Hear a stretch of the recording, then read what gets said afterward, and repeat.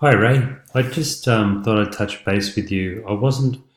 I reread my brief to you and probably wasn't comprehensive enough, but maybe it is. But anyway, I'll just keep this quick. So in Essential Grid, I'll just show you where the lazy load settings are. So for any particular grid that you go into under grid settings, you come down and there's lazy load there. It's actually turned on all of the grids. I actually thought that I had it off, but it's on.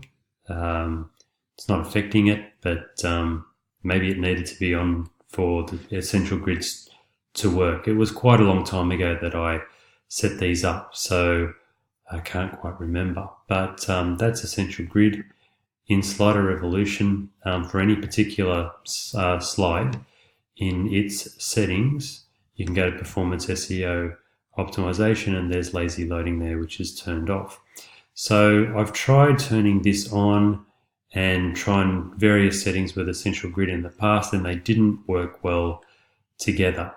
I also tried a plugin, but I actually tried maybe three, I think, of the most popular lazy loading plugins, and they all seemed to have the same effect or same problem on the Scenic Gem pages. So obviously they're trying to do lazy loading, but they're getting Slider Revolution and Essential Grid were not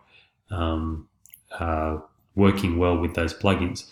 So that's kind of another way that we could possibly get the Scenic Gem pages to load faster.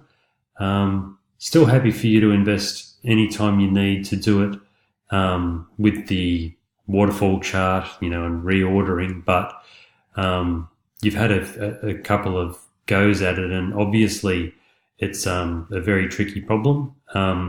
So you can either do it that way, or I just thought I would suggest lazy loading, and yeah, see what you think. If you think you may be able to get it to work this way or any other way, I'm happy for you to invest that time. So I'll leave it with you. Okay, thanks Ray. Cheers.